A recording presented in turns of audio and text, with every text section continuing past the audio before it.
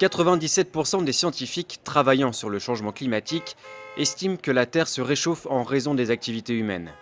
Pour bien comprendre la responsabilité de l'homme dans ce phénomène, il faut d'abord s'intéresser à un mécanisme qui, lui, est parfaitement naturel, l'effet de serre. Voilà comment ça marche. Lorsque la Terre est éclairée par le Soleil, sa surface réémet vers l'espace une partie du rayonnement qu'elle a reçu. Sauf que les gaz à effet de serre, comme le dioxyde de carbone, le méthane ou le protoxyde d'azote, retiennent une partie de ce rayonnement infrarouge émis par la Terre et lui renvoient, ce qui contribue à la réchauffer. Or, c'est justement cette mécanique que l'homme a déréglée. Combustion du pétrole et du gaz, déforestation, agriculture intensive. Depuis la révolution industrielle, les activités humaines émettent de grandes quantités de gaz à effet de serre, principalement du dioxyde de carbone et du méthane. Ces gaz s'accumulent dans l'atmosphère et atteignent désormais des niveaux records. Pour le CO2, par exemple, sa concentration est passée de 270 parties par million à la fin du 19e siècle à près de 400 parties par million aujourd'hui. C'est la concentration la plus forte depuis 800 000 ans au moins. Conséquence, l'effet de serre s'intensifie. Le surplus d'énergie introduit aujourd'hui par l'homme dans la machine climatique est à peu près l'équivalent de 3 petites bombes atomiques explosant à chaque seconde.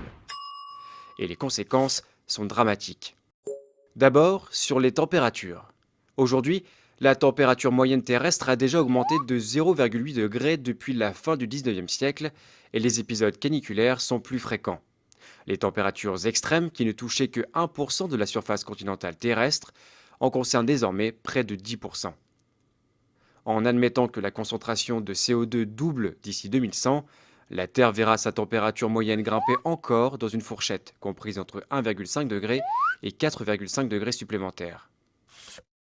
Deuxième impact, le niveau des mers. Sur tous les continents, les glaciers d'altitude reculent et disparaissent. Les grandes calottes polaires du Groenland et de l'Antarctique perdent leur glace dans l'océan et contribuent à élever le niveau de la mer. Si la banquise antarctique voit sa surface augmenter légèrement du fait d'un renforcement des vents, la banquise arctique, elle, a vu sa superficie fondre d'environ 30% depuis les années 80.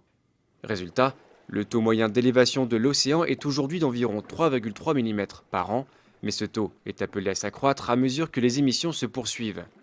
Déjà montés d'une vingtaine de centimètres en un siècle, les océans pourraient s'élever, dans le pire des scénarios, d'1 mètre d'ici 2100. Les petits États insulaires du Pacifique ou de l'océan Indien, comme les Maldives, seront les premiers à disparaître.